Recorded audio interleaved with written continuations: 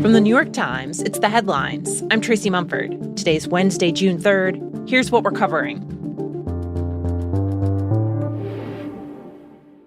Just to get to where they were 6 months. Mr. Rubio, you keep telling us how we're winning this war. The president keeps saying, well, the war's over completely now. Annihilated. The war is not over.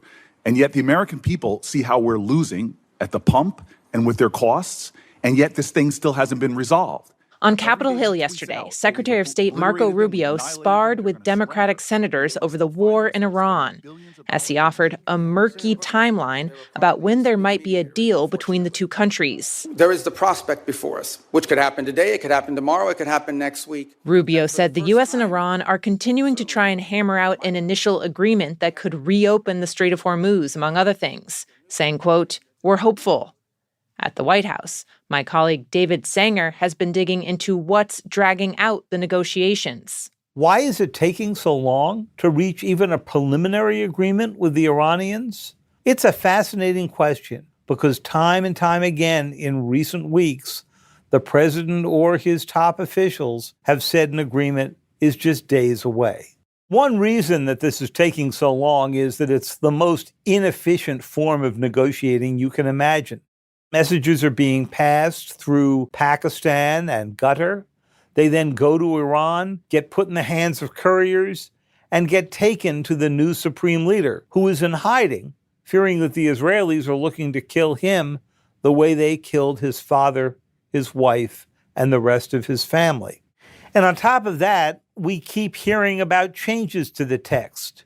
At the end of last week, we understand that President Trump added some new wording, trying to toughen up what happens to all of Iran's nuclear material. But that only encourages the Iranians to do the same thing, pulling in the other direction.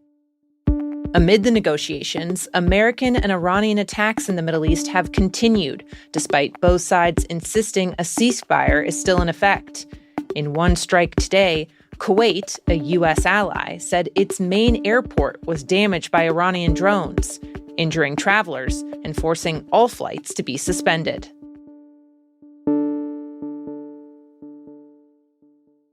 Now, 3 new developments in Washington. First, we are not moving forward with the fund. Oh, not moving forward ever? Correct. Oh. Acting Attorney General Todd Blanche repeatedly told lawmakers yesterday that the president's $1.8 billion fund is not going to happen after a wave of bipartisan backlash. Still, Blanche made clear that the other piece of the deal Trump struck with the Justice Department, granting him, his family, and his businesses immunity from any ongoing tax audits, will stand. Blanche claimed that kind of arrangement wasn't out of the ordinary, but critics have called it a sweetheart deal, given that the Trump Organization was facing an investigation into its tax filings that could have resulted in a $100 million penalty. Also, I thought I'd gotten to the stage where I could no longer be shocked by Donald Trump's choices, but this may be the most outrageous of all. Democrats are denouncing Trump's new pick for Director of National Intelligence, Bill Pulte. Pulte, who currently leads the Federal Housing Finance Agency, has no experience in intelligence, defense, or national security. The DNI position is one of the most powerful in the cabinet.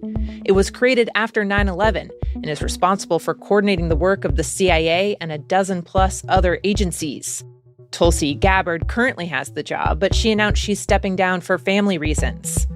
In his time in the administration, Pulte has aggressively gone after people Trump perceives as his enemies, accusing them of mortgage fraud, for example, which has pleased Trump.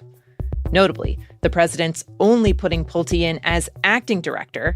That will limit how long he can hold the job, but it also avoids a confirmation hearing, where even Republicans seemed poised to question Pulte's thin qualifications. Trump said in his announcement that Pulte, quote, has deep experience managing the most sensitive matters in America. Pulte, who is going to keep running the housing agency too, did not respond to a request for comment. And last update from Washington. President Trump signed an executive order yesterday asking tech companies to voluntarily give the government oversight of new AI models before they're released to the public.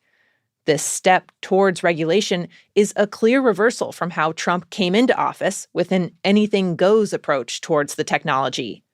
It comes as public opinion on AI has been souring, with mounting fears over how it can affect jobs and energy prices, and there are major concerns about national security. That was supercharged this spring when Anthropic announced its new AI model was so good at finding cyber vulnerabilities, it shouldn't be released to the public.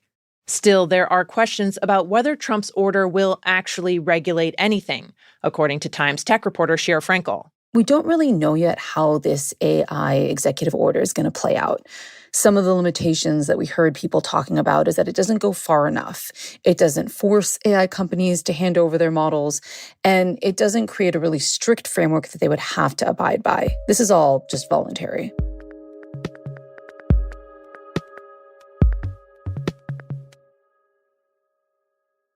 Across the U.S., doctors say they are seeing more cases of serious illnesses that vaccines used to keep at bay.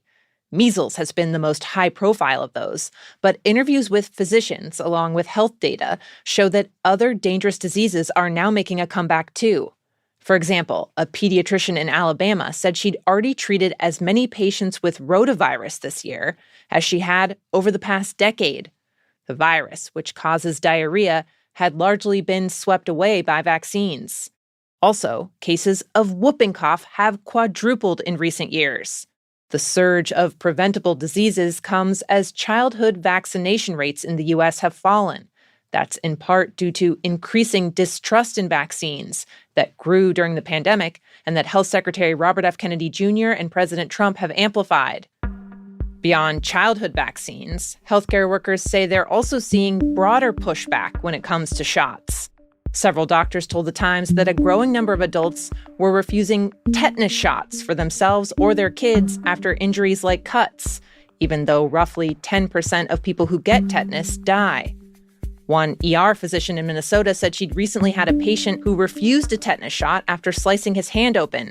He told her, quote, "Big Pharma doesn't need my money."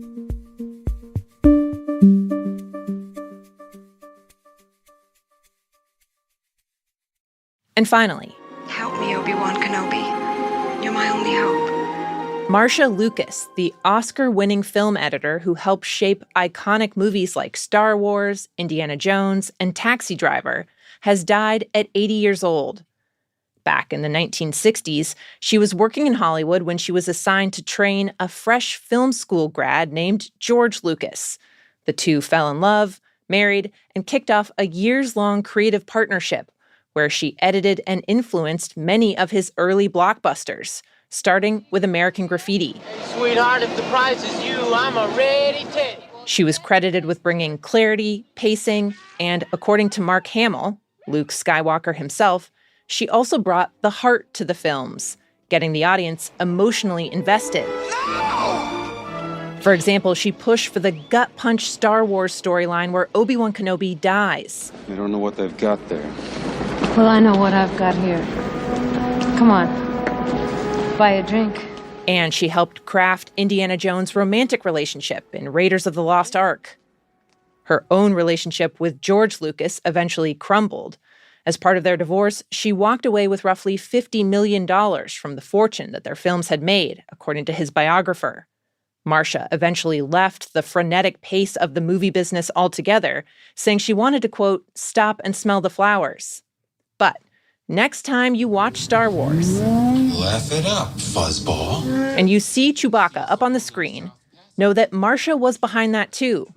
The Wookiee was inspired by the Lucas's dog, a big Alaskan Malamute that Marcia used to drive around with the dog riding shotgun. Those are the headlines. I'm Tracy Mumford. We'll be back tomorrow.